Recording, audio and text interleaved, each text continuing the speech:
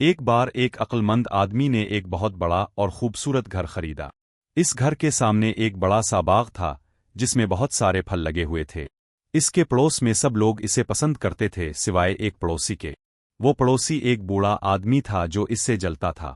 اسے اس بات سے حسد ہوتی تھی کہ باقی سب لوگ اس نئے پڑوسی کو پسند کرتے ہیں، اور یہ بات اسے بالکل اچھی نہیں لگتی تھی۔ بوڑھا چاہتا تھا کہ وہ آدمی محلہ چھوڑ دے، اس لیے اس نے ٹھان لیا کہ وہ ہر دن کسی نہ کسی طرح اسے پریشان کرے گا تاکہ اس کا دن خراب ہو جائے۔ کچھ دنوں تک بوڑھے نے کئی طریقے اپنائے، لیکن اسے اس سمجھدار آدمی کی طرف سے کوئی رد عمل نہیں ملا۔ اس سے وہ اور زیادہ غصے میں آ گیا۔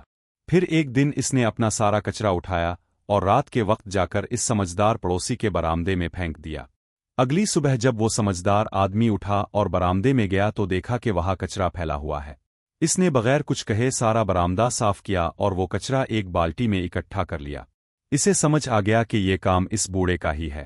وہ بالٹی لے کر اس کے گھر گیا اور دروازے پر دستک دی۔ بوڑھے نے جھانک کر دیکھا کہ اس کا نیا پڑوسی آیا ہے۔ وہ دل ہی دل میں مسکرایا اور سوچا کہ آخرکار میں اسے ناراض کرنے میں کامیاب ہو گیا ہوں، اب یہ مجھ سے لڑنے آیا ہے۔ اس نے دروازہ کھولا تو سمجھدار آدمی نے مسکراتے ہوئے اسے وہ بالٹی تھما دی۔ بوڑھے نے بالٹی میں جھانکا تو دیکھا کہ وہ تازہ سیبوں سے بھری ہوئی ہے۔ سمجھدار آدمی بس اتنا کہ کر واپس چلا گیا۔ جو چیز انسان کے پاس زیادہ ہو اسے دوسروں کے ساتھ بانٹنا چاہیے۔ یہ سن کر بوڑھے کو اپنی غلطی کا احساس ہوا اور اسے اپنی حرکت پر شرم آئی۔